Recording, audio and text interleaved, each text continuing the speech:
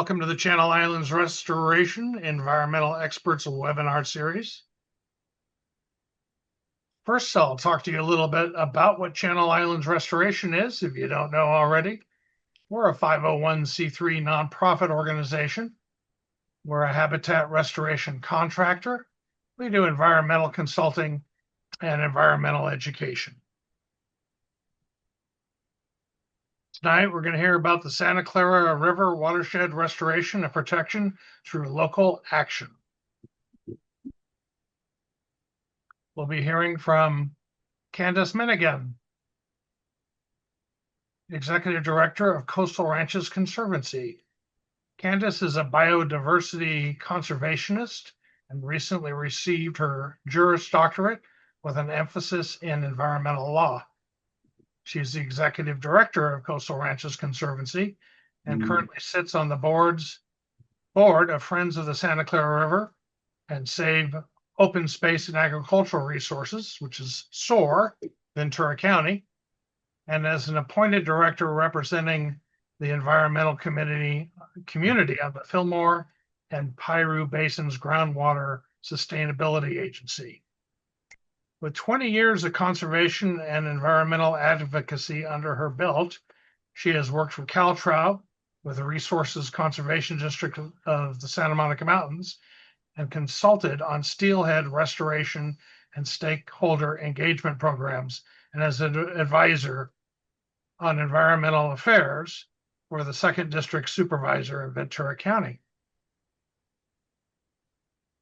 We'd love to hear your questions tonight. So if you have one, and if you can think of one early or at any time during the webinar, enter it into the Q&A section of the Zoom window, and we'll go through those and ask them of Candice at the end of the presentation. So feel free to type in your questions. We'd love to ask them of Candice. This webinar and all the other ones that we've done, which are quite a few and they're quite varied, can be found on cirweb.org/webinars. That's our webinars page. There's tons of interesting topics on there for various types and subjects. So go over to the webinar section of our webpage and check out our past offerings. They're very interesting, I guarantee you.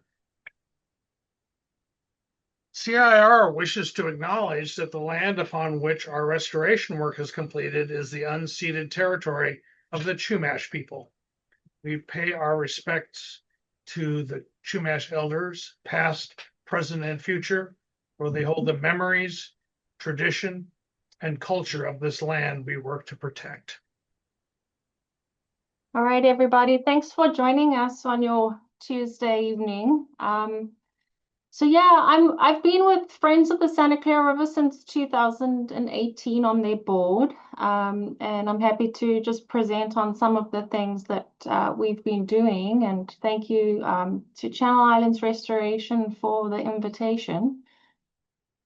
So we were established in 1993. We're a nonprofit organization with the mission to protect and preserve cultural and biological resources on the Santa Clara River watershed that straddles both Los Angeles and Ventura counties. We achieve this goal by balancing the needs of people and the environment through our outreach and education programs, through wildlife and habitat restoration activities, and protection of the watershed through litigation and advocacy work. I don't know if you can see my pointer, but we have done work at the Santa Clara River estuary with Explore the Coast. Moving up, we have done active transportation projects along levee infrastructure in Oxnard.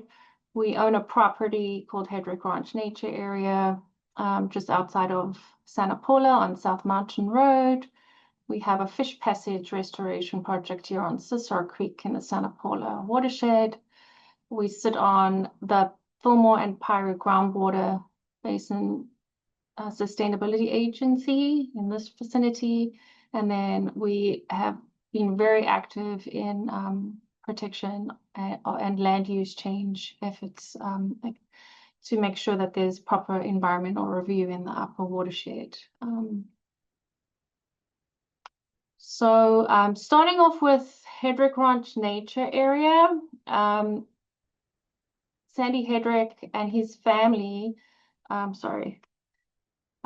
the first property to enter the Santa Clara River Parkway project, which is a project for the Coastal Conservancy and the Nature Conservancy.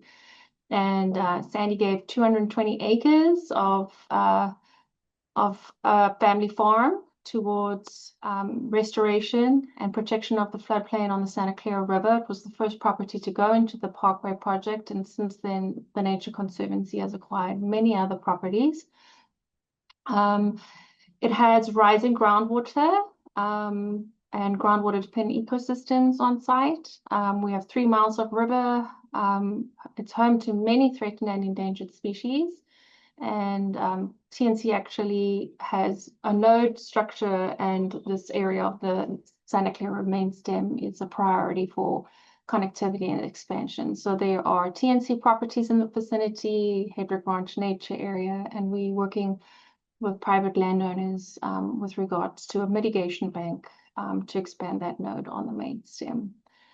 We do ongoing work with UC Santa Barbara's Riparian Invasion Laboratory, with the Nature Conservancy. Channel Islands Restoration has been a great contractor in a lot of our restoration work out there. And we have a plant nursery, which also helps with plantings and restoration work once we've done invasive non-native plant removal and want to do more active restoration, and for other sites on the watershed. There's also a lot of ongoing birding and research, and we've got wildlife cameras up there with the CalTrout lab. And we also have a lot of volunteer days, but also guided tours for outdoor education with local youth. So you can see, dating back to the early 2000s, this was the first property to go into the Santa Clara Parkway. Just some history. But we do have the potential to expand Hedrick Ranch Nature Area. Sandy actually owns an equestrian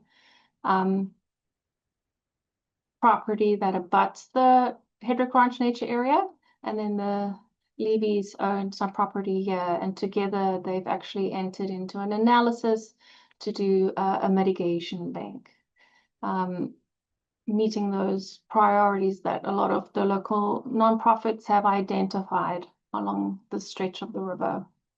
So yeah, you can see Stillwater Sciences did a lot of the analysis and a concept plan identifying, where the different vegetation types are, where they're tributaries, where they're wetlands, where there's riparian restoration opportunity, to kind of help identify how that mitigation bank can work.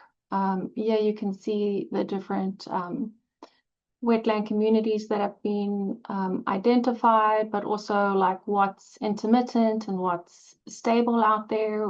Even between last year and this year, with our subcontractors going out for the Groundwater Sustainability Agency, we also see how dynamic it is out there and how things can even shift from year to year. So definitely a lot of adaptive management happening out there. But yeah, you can see a lot of Leasebell's vireo and cuckoo and yellow-billed cuckoo, all these threatened and endangered species that also use the riparian habitat that has been restored in the vicinity. And so there's an opportunity for us to restore additional habitat in the mitigation bank to support impacts on these species from development elsewhere. So part of the mitigation bank and the 109 acres that Sandy has that is part of the mitigation bank, there's a 10-acre carve out, and it's on flat ground where you are allowed to do some development. And so right now we access Hedrick Ranch Nature Area from South Mountain Road, and we use the urban levee to get school groups to the trails. And we've even had 4x4s get stuck in there in the winter months. And so it's not an ideal entry point for school buses right now. And so this expansion affords us a different entry point, which could have some parking and educational like exhibits and like an amphitheater that we can plan for. And we're also working with the Sespe fly fishers to lease out an area of about a half an acre that they need for a casting pond. And this is a way to, you know, we find in the fishing community, people who recreate with fish also become fierce conservationists. And so there's a very unique opportunity here to actually do fly fishing on a pond to learn how to fly fish, but then also visit a nearby Lost Creek where it's known to be home to steelhead trout. Because there is a spring here that feeds Lost Creek, you have water year-round and during the summer. And so it's known to be rearing habitat for southern steelhead, which is a federally endangered species. And so there's an opportunity to talk about this local endangered fish and the restoration activities that are happening here, and bring in the sports and bring in stewardship and do a full circle education opportunity and foster our next generation of stewards. So as I mentioned, Southern California steelhead is an endangered species under the Federal Endangered Species Act. Actually, in 2024, it was listed under the California Endangered Species Act as well. And we used to have adult returns of up to 9,000 fish on the Santa Clara River. And that has precipitously declined over the years because of building of infrastructure and diversion of flow from river systems and impacts to water quality. But I did hear very good news last Thursday at a Groundwater Sustainability Agency meeting that essentially we've had 11 adult returns through the Vern Freeman fish ladder, which is actually a very big number. We don't often get double digits on the Santa Clara River, so that was actually very good news. So you can see, this is the distinct population segment for southern steelhead. They go from the US-Mexico border all the way to the Santa Maria River. And you can see here where the star is, we looking at the Santa Clara River watershed in the Montecito Highlands, which is a biogeographic population group within the DPS. So essentially, in the recovery plan that was written in 2012, it identifies recovery actions for every watershed based on priority. And so some of the critical recovery actions we want to do on the Santa Clara River is estuary enhancement and removing fish passage barriers and improving the habitat on the watershed. So some years ago, in 2017, CalTrout came out with their State of Salmonids report, and it actually showed that within 50 years, almost half of California's salmon, steelhead, and trout would be extinct. And the level of concern for southern steelhead is very critical. They really are on the brink of extinction, and I think that's also why there was the drive to protect them on the state level as well. And as I mentioned, estuary alteration, urbanization, major jams are the top threats. So a lot of what the Southern Steelhead Coalition works on is addressing fish passage, flows in rivers, trying to enhance our estuaries, and limit development in the floodplains. And so here you can see there are these squares are like complete barriers. So we have, well, not complete barriers, but barriers to major barriers to and diversions to fish passage. And so we have Vern Freeman. It's not possible under all flows. Harvey diversion, upstream of Harvey diversion, we also have SOAR, a private road crossing that we're remediating. Then we got Santa Felicia Dam and Pyramid Dam on Piru creeks. And so we are guided by the 2024 California Salmon Strategy that the Governor's Office released, which identified key strategies for adapting our salmonid populations in times of climate change. There's the 2012 Recovery Plan for Southern Steelhead. In 2005, Matt Stecker and Elise Kelly did a more fine-scale analysis of the state of salmonids and their habitat on the Santa Clara River watershed, and that's really also guided in a large way a lot of the prioritization on the basin.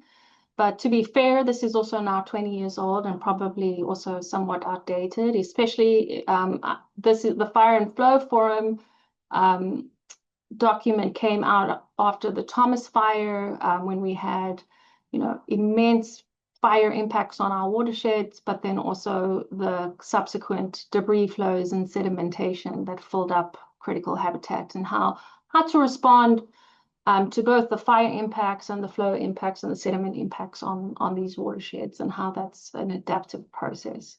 And so that's some of the work that Friends of the Santa Clara does as being a member of the Southern Steelhead Coalition, is helping to prioritize what those activities on the watershed are. And to that, yes, Boone-Freeman diversion, one of those major diversions I indicated to you, this is a fish ladder, and this diversion operation has been the subject of not one, but actually two Endangered Species Act litigations against United Water Conservation District.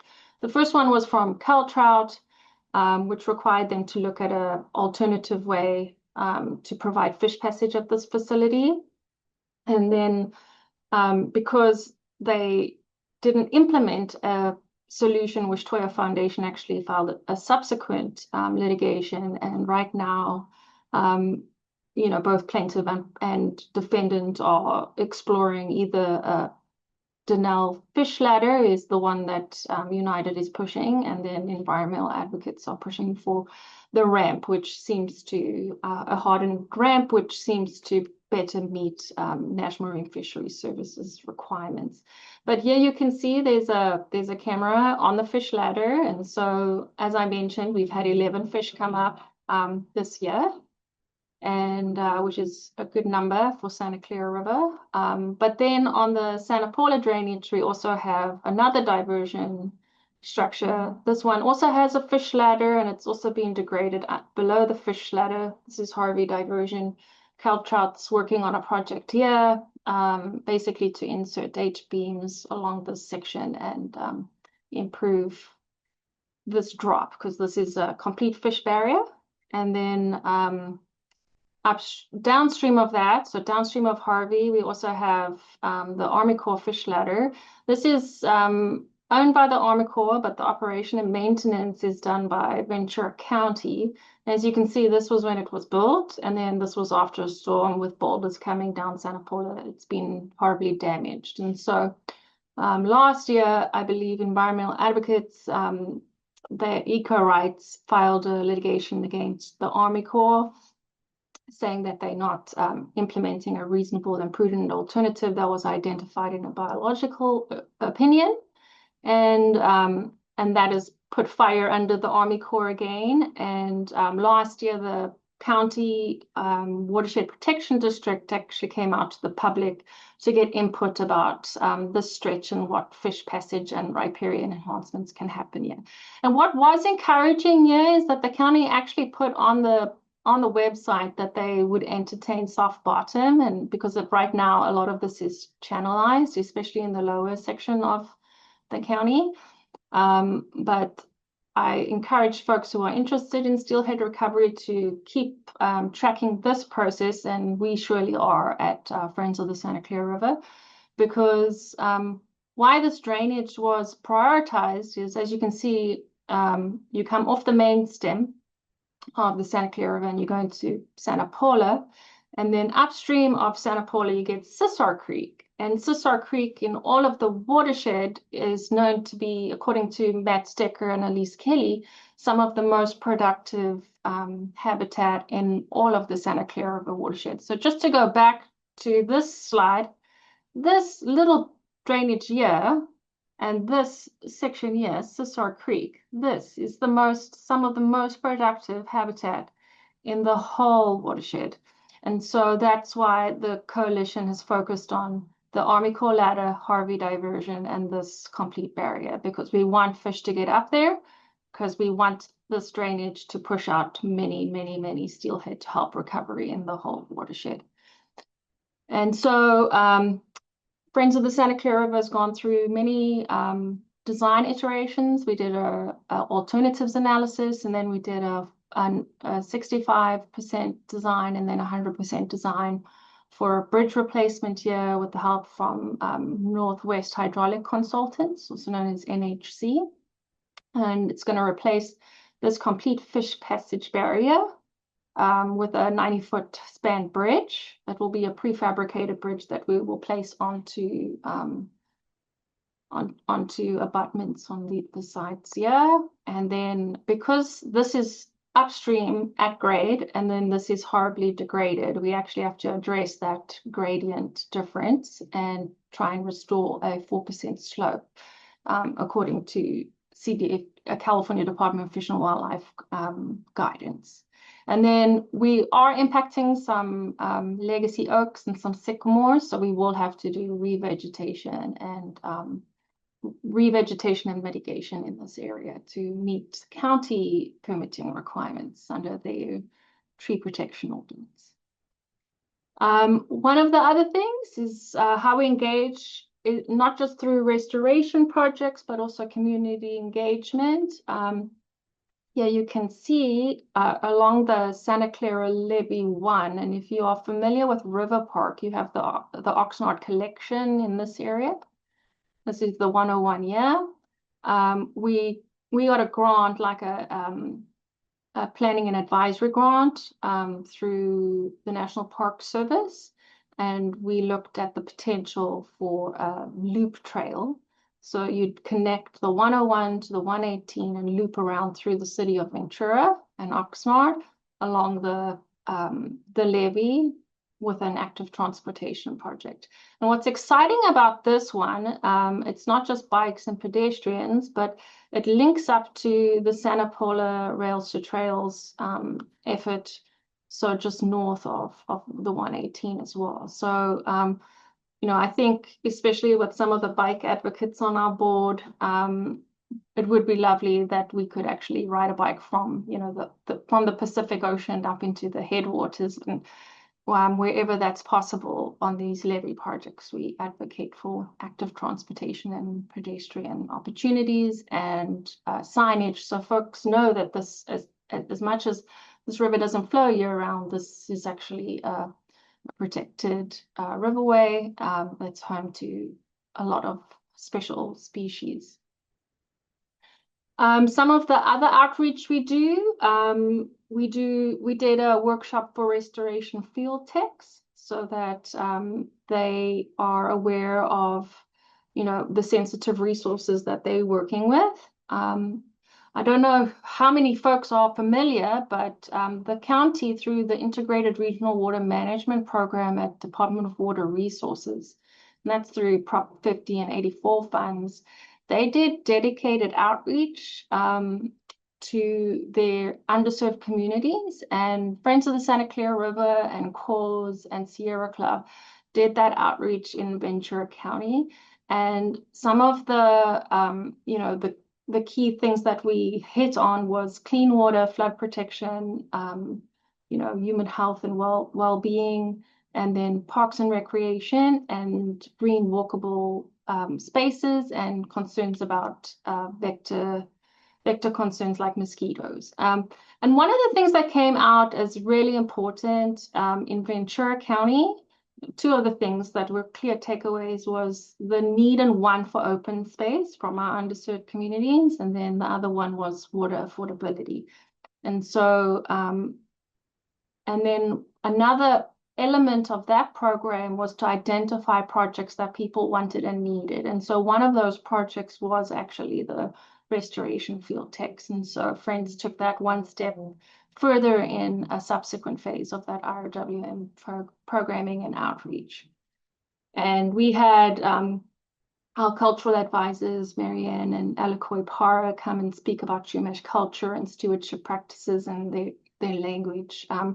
With the text, we had Kat Salm, who previously was with the Nature Conservancy, come talk about TNC's work and how they own and manage agricultural properties and how they protect the floodplain. And then we also had Michael Glenn from the U.S. Fish and Wildlife Service come out and share, a lot of his experience with field techs and the other presenters. And it was really encouraged by the presenters and well received. And then everybody who participated in the project also got this certificate that they participated. And essentially it was, a lot of folks that are working in the field also speak Spanish, and then how to bridge that gap between protecting natural resources and communicating those protections in a language that's understood by the workforce. And then Friends actually developed a guidebook, which is also available for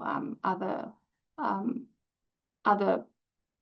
workshop. And we do want to revise that and update that and keep that project going. Some other ways we do outreach to the community is through OC Live. Our board chair, Jim Danza, does a Careers in River Conservation, like a Careers in Conservation panel at Oxnard College annually, and he talks about some of the careers that youth that are studying geography and environmental science at Oxnard College can see what the pipeline is into a career in conservation. We also have been very successful with Explore the Coast grants through the Coastal Conservancy, but also Whale Tail grants through the Coastal Commission. And we've done several rounds of this. We've served over 3,000 underserved youth from around the county over a 4-year period. And we take them out to the settling ponds and the Santa Clara River estuary. A lot of these kids have actually never been to the beach, and so we also provide the busing and the transport so that they have these opportunities. And I certainly know these types of activities were the ones that initiated my love and appreciation of nature as a young child, and it's one of my favorite programs at Friends.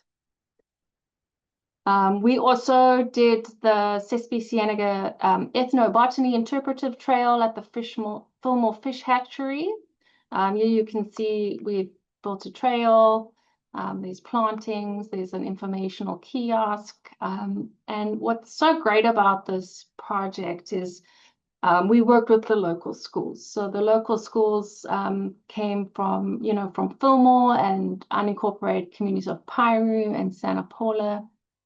And we compared, native coastal sage seedlings to Russian thistle seedlings, and we removed invasive species. One of my fellow board members and a Channel Islands restoration staffer, Holly Wright, did a lot of the coordination and oversight of this program with Cindy Martin, who was the teacher from Santa Paula. But it was, the kids did hands-on restoration work, which was great. And then they also did interpretive trails. And that's what's so lovely. You can see it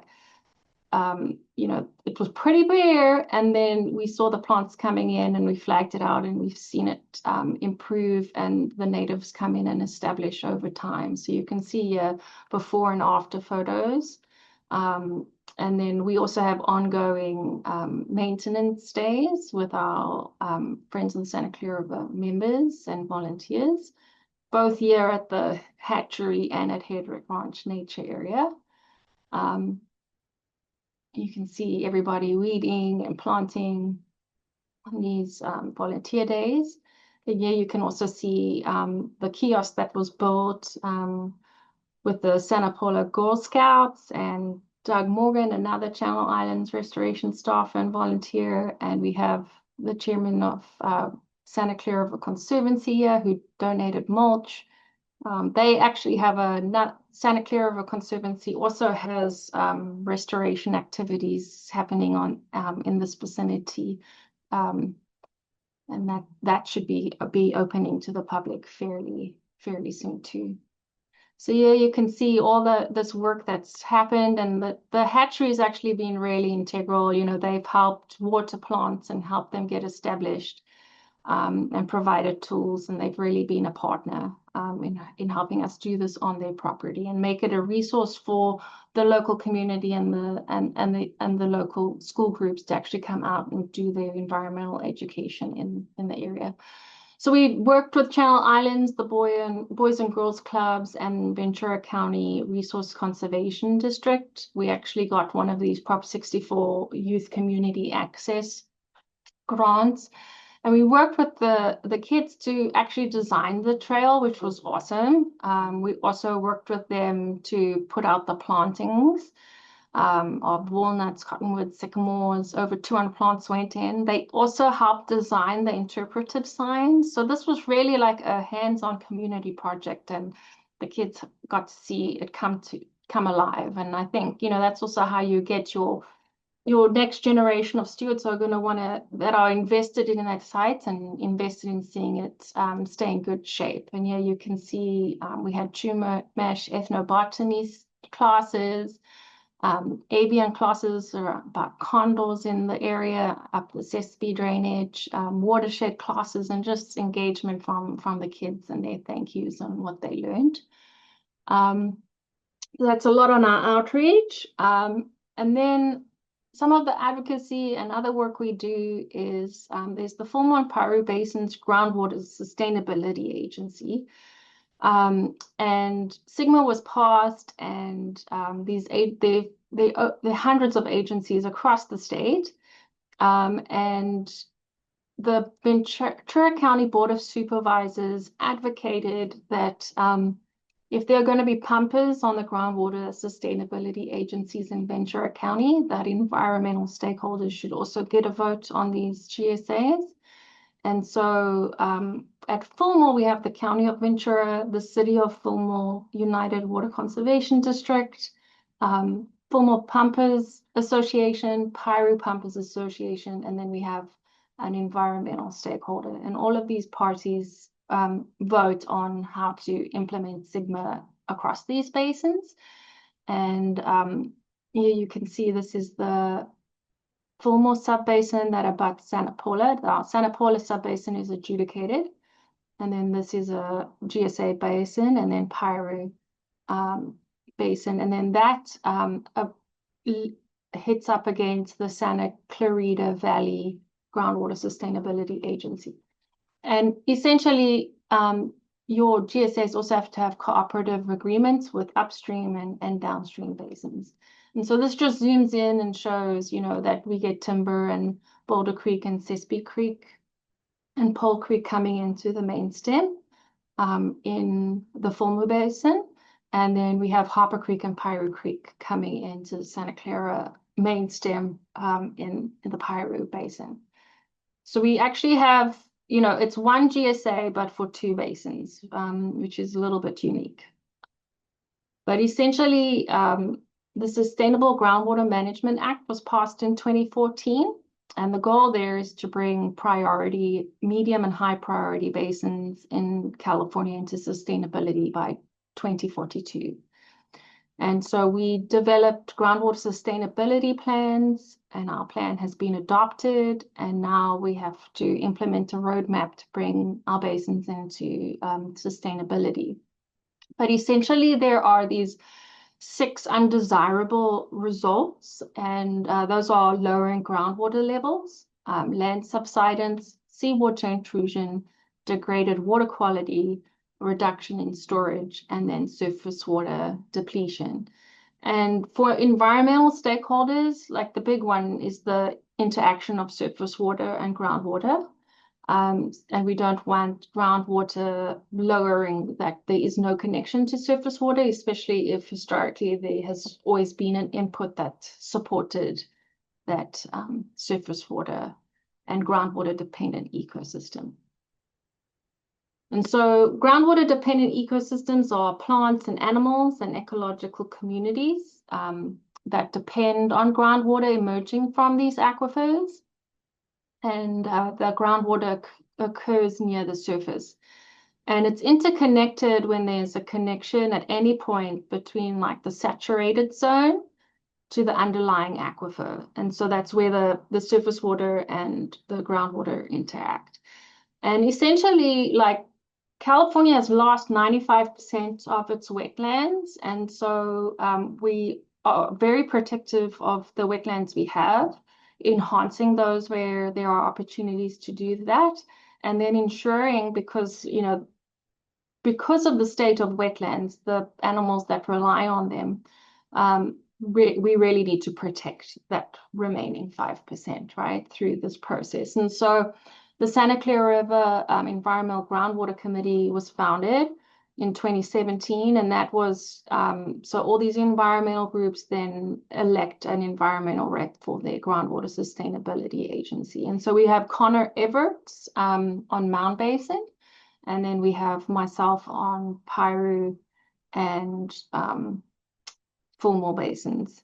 And Friends does interact with environmental reps. We were also then an environmental stakeholder with the Nature Conservancy when there was a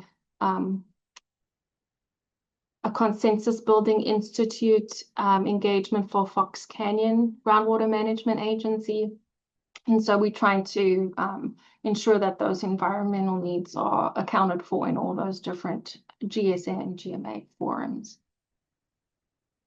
And the Nature Conservancy actually developed this groundwater dependent ecosystem under the Sustainable Groundwater Management Act guidance document. A lot of it is very much focused on vegetation communities and rooting depth for plants, and so you're supporting riparian vegetation that a lot of riparian bird species use. And one of the tough areas has really been how do we protect groundwater dependent ecosystems for fisheries, because we have endangered species on the watershed. And so part of the GSP process was also identifying where your GDEs are. And so our GSA actually, the consultant we hired subcontracted with Stillwater Sciences. So Stillwater's done a lot of work on the Santa Clara River watershed, and they identified our GDEs in our basins. And we have to develop sustainability criteria to make sure that our groundwater management isn't impacting our groundwater dependent ecosystems. And so you can see, like, as much as steelhead is an endangered species, in the estuary for Mound Basin, there's also tidewater goby, another threatened species. We actually picked up Pacific lamprey in our April sampling. We just learned about this on Thursday at a GSA meeting. And then the other interesting thing, we also picked up western pond turtle in that analysis. And then what was really exciting was where's my GDE? Oh, I don't think I'm there yet. Sorry. I'm going to go. Yeah. So Stillwater came up with this map. And so this is Fillmore and then Piru, and then the GDEs here around the Fillmore hatchery, and another one that we've identified as the East Grove. Now this is in the vicinity of Hedrick Ranch Nature Area and Lost Creek.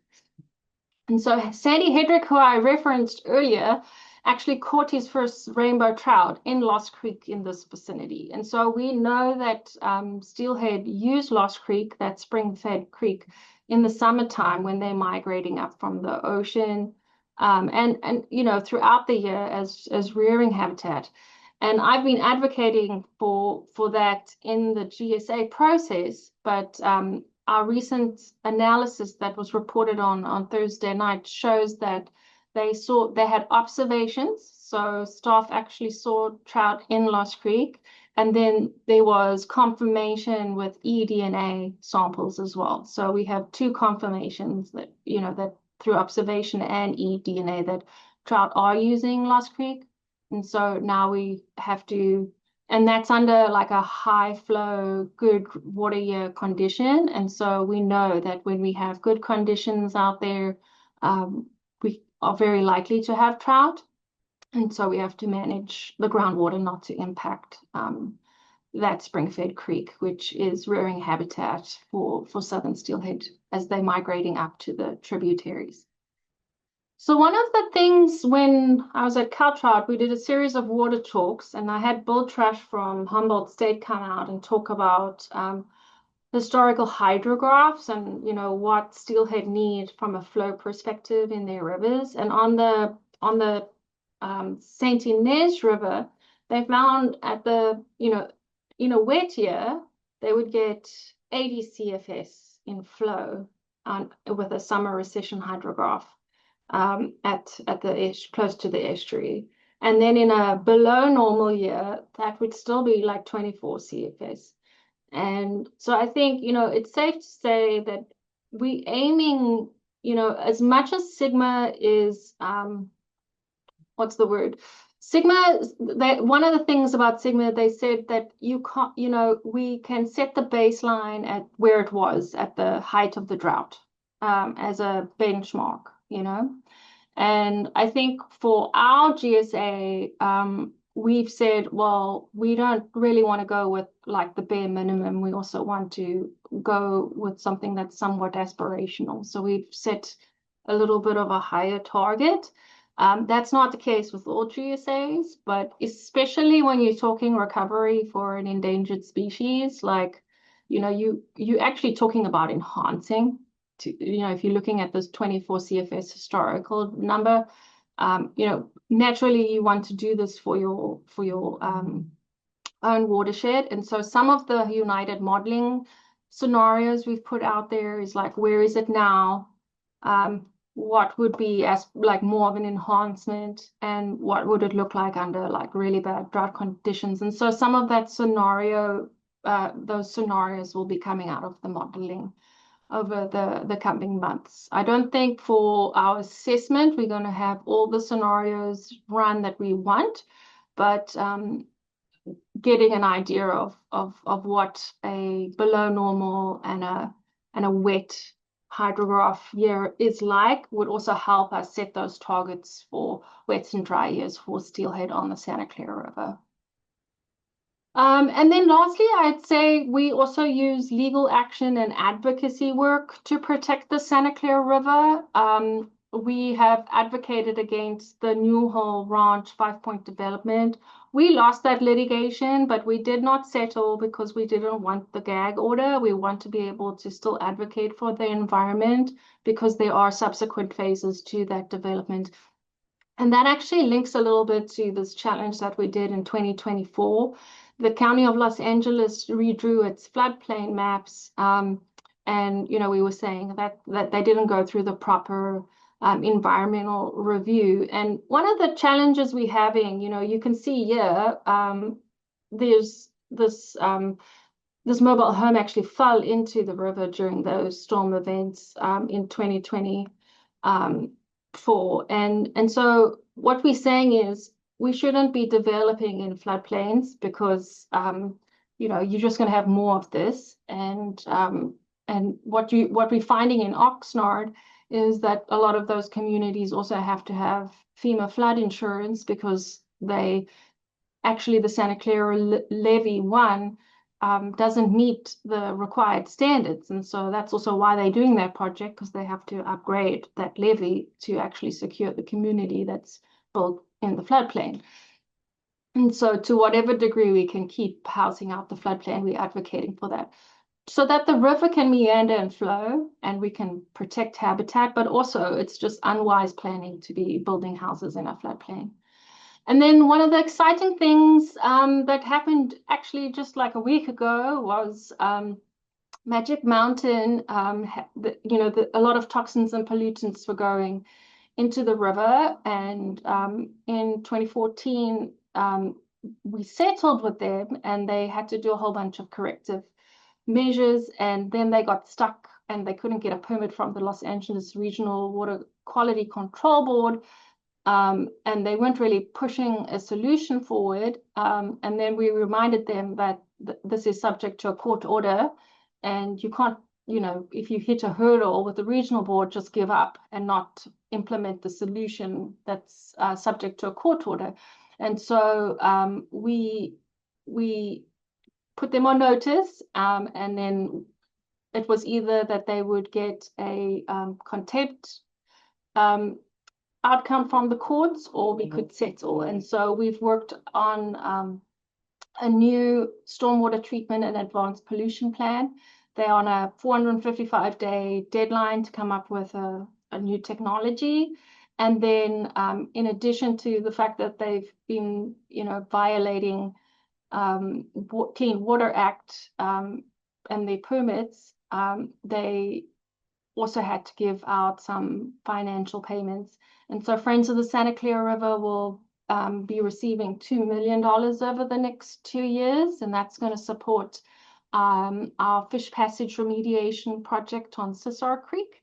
And then we'll also be doing a regional water resilience study and doing a cost-benefit analysis of water infrastructure and green infrastructure projects to help develop a policy guidance document for what the best interventions are to make our watershed resilient. And also that addresses that community need that I raised earlier about affordability of water. A lot of the built infrastructure projects are very expensive, and so part of this project is also trying to keep interventions and solutions affordable for local residents.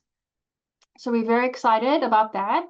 And then out of that document, we'll also identify additional projects, and then there'll be another $1 million to actually move some of those projects either forward through planning processes or all the way to implementation.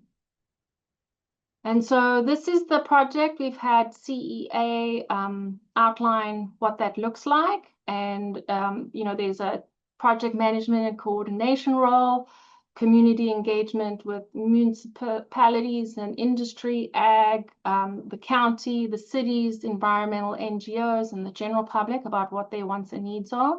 We'd also have a technical advisory committee. Then we'd be identifying built and green water resource infrastructure project list, and then identifying a select few of those to do a cost-benefit analysis. And some of those would be water efficiency, reuse and recycling, stormwater capture, ecosystem restoration, groundwater recharge. And then also with the special considerations of endangered species, affordability, safe drinking water, active transportation, and groundwater quality protection. And then if needed, we want to bring in facilitation and consensus building. We want to address any bias that we have to make sure that we're getting a robust document that will have buy-in as we move forward. And then that policy framework document reporting out what those projects are will also help us get to regional resiliency. And so lastly, I would just say, I'm working in Santa Barbara County with Coastal Ranches Conservancy, and the Land Trust for Santa Barbara County did an economic analysis of the valuation of open space and recreation in Santa Barbara County. And we've been looking amongst a lot of landholders at the costs of operation and maintenance and long-term management, and trying to advocate for funding on a comprehensive watershed scale or county-wide effort. And basically, we've brought a bunch of environmental groups together to do a similar effort, a similar open space economic analysis for Ventura County. And it's Melissa Buffer with the Land Trust, myself with SOAR and Friends of the Santa Clara River, Linda Parks with the Executive Director of SOAR, and then Jim Friedel with Coneo Recreation and Park District. And so we've got east, west, county-wide organizations represented, but we've also invited, over 30 local NGOs to also gauge their input. And we've got a survey out right now asking folks what they'd like to see in the economic analysis for Ventura County so that we can scope it adequately. But we're trying to raise $85,000, and right now amongst all of our pledges to date, we have about $25,000. We're hoping to get that to 40 so that we can go get a matching grant from a local foundation and then implement this project. And essentially, if we do this, we can also maybe even advocate for a tax measure that can support open space in the longer term. So this is a picture of the Santa Clara from the 12th Street Bridge just outside of Santa Paula. And I'm going to open it up for questions out of the Q&A section. All right, excellent. Very interesting presentation. Already have a few questions coming in, and I'd encourage folks who have others to type them into the Q&A, and we'll ask them live here and get Candice's answers. First off, Bruce Orr mentioned that the California Native Plant Society's publication, which was called Fremontia, now Artemisia, did a really great group of articles on wetlands and riparian areas around the state back in 2018. It includes a 2-page summary of Sigma and GDESs, which you mentioned a lot. So if you want to learn more about that.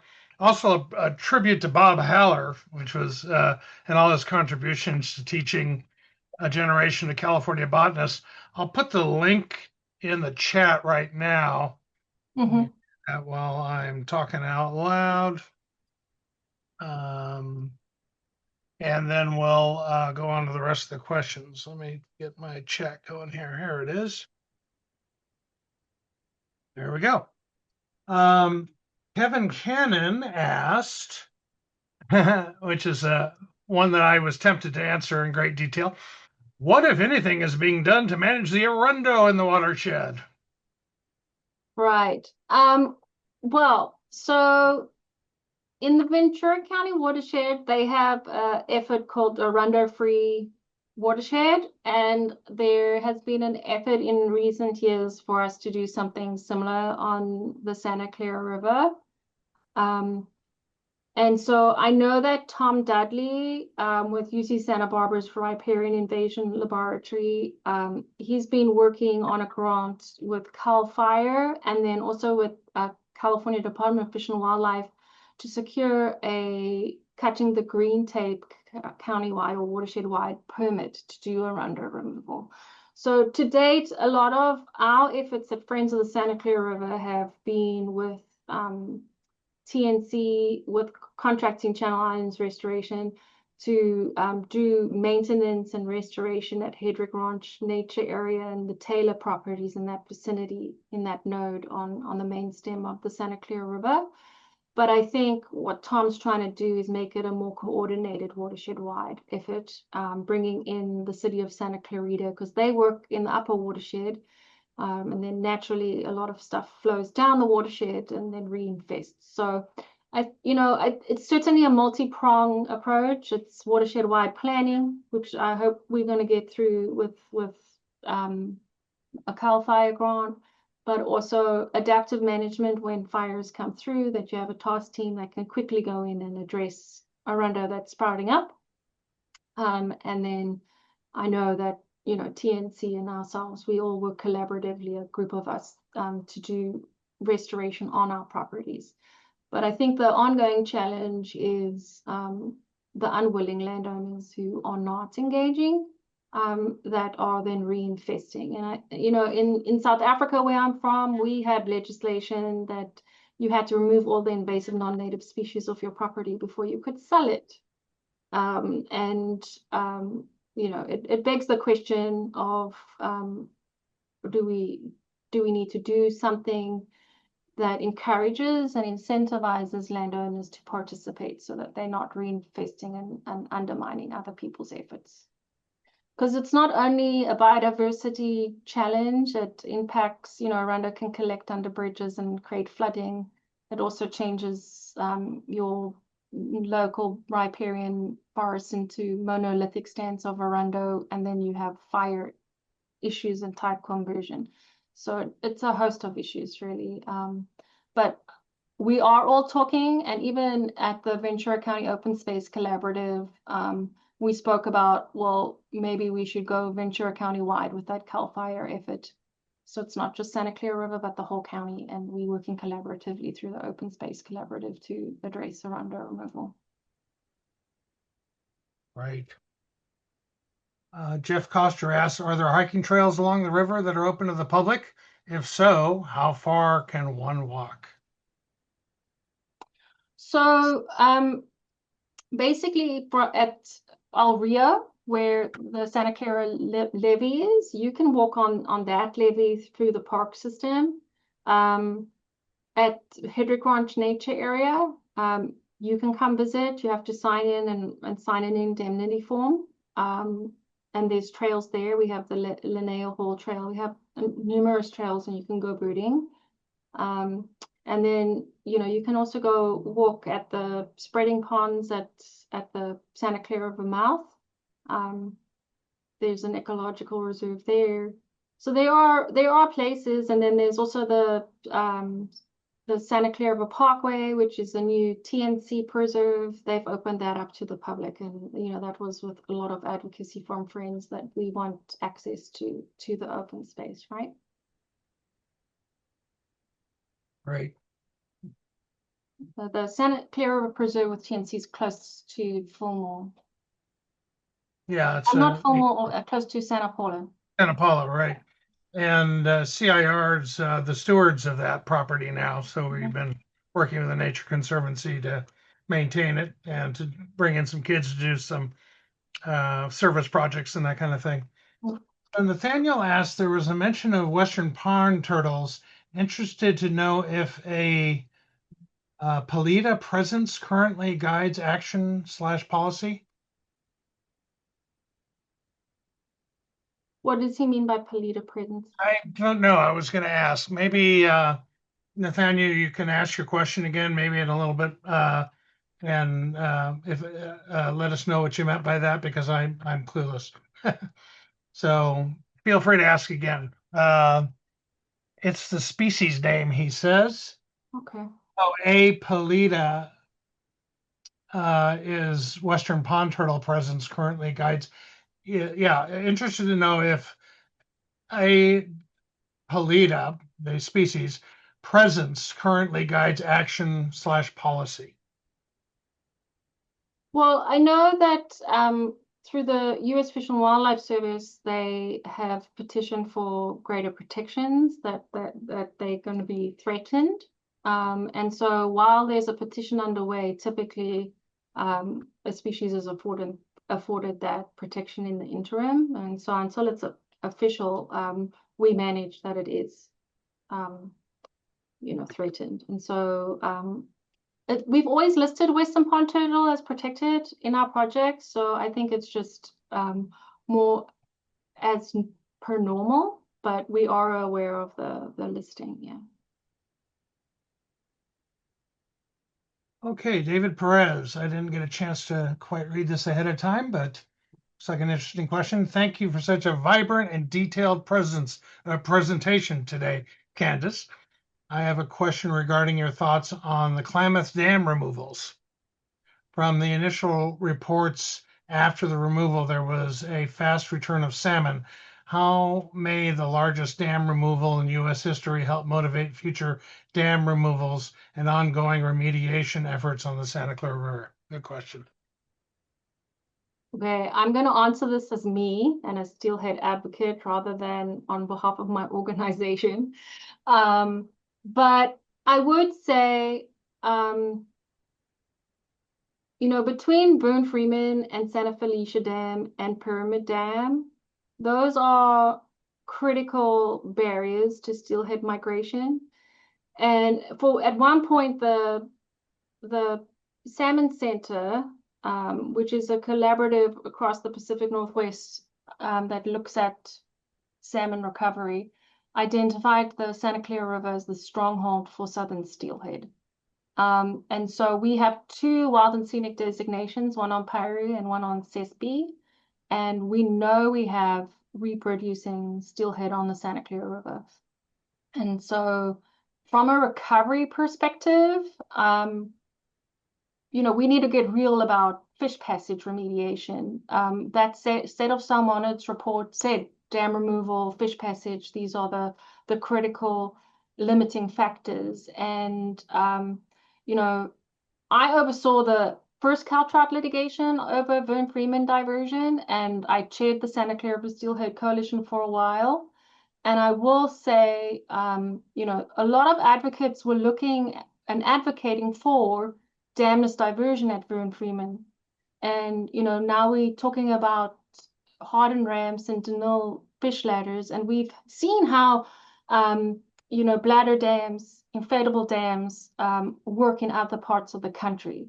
And so I think, we need to be able to have audacious ideas like taking down 4 dams on the Klamath, and then you see the science that shows the recovery.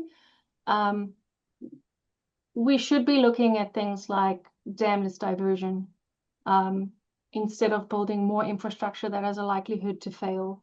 Some of the discussions we've had at the Fillmore Piru Basin,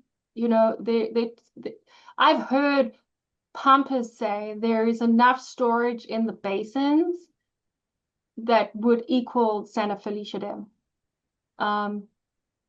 Obviously workable dams are dams with storage are integral to water resiliency and water planning, but eventually dams fill up, and those cleaning out operations like they've had or are planning on Cogswell Reservoir on the San Gabriel River, those are hugely costly.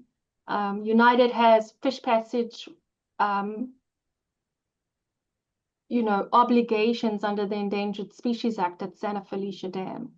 Their technical advisory committee is advocating for trap and haul around Santa Felicia Dam, which we know is not good for salmon recovery. And so that's also part of this water resiliency analysis is, are there other ways for us to get to the water needs for our county or our counties regionally that maybe don't consider dam storage in the long term?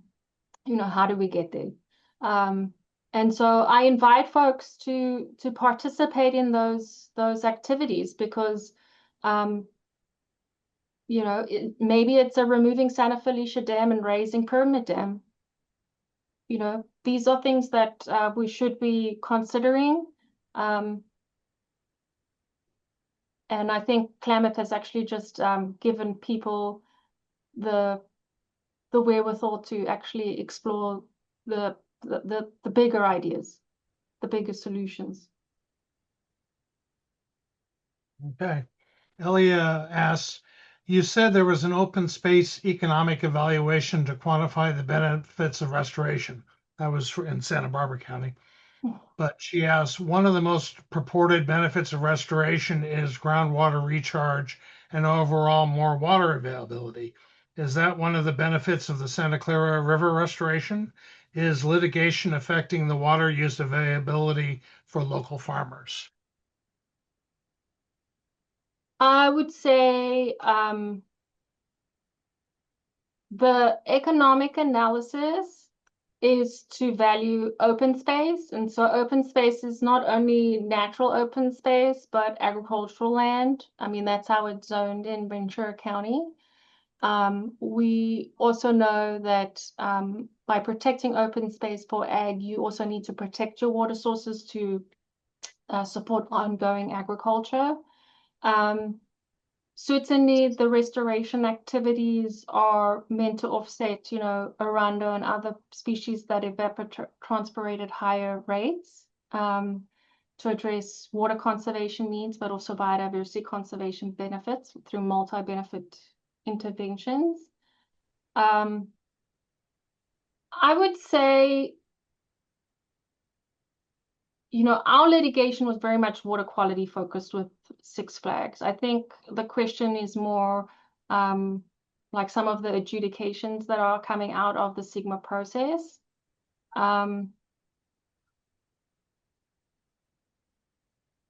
It is certainly challenging, but I would caution anybody the amount of money that folks are spending on the litigation for Fox Canyon, like that amount of money focused on solutions would be far better spent, you know, and I know every groundwater sustainability agency is different and unique and has different players. But that's certainly the discussions we're having at the Fillmore and Piru basins is how do we balance the multiple stakeholder needs? I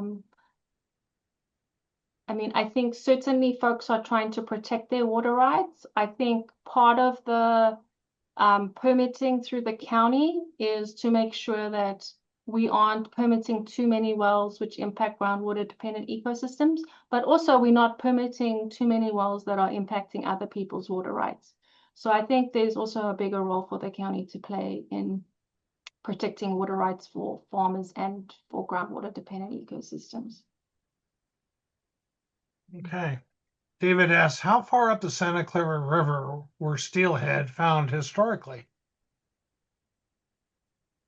I mean, historically, they were all the way up Piru.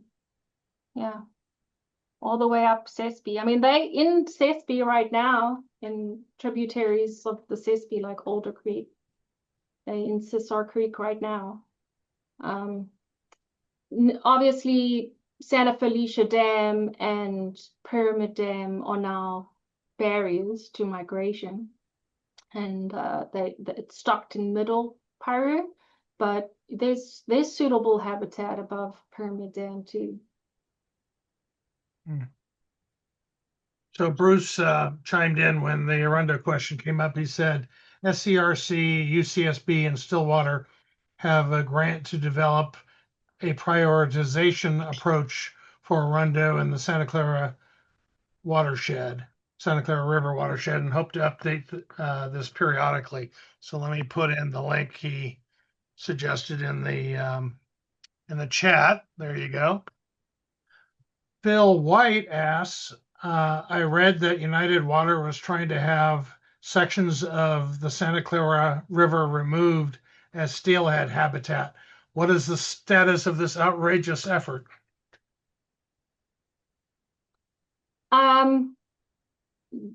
They've put the petition in. I think a lot of local groups didn't agree with it.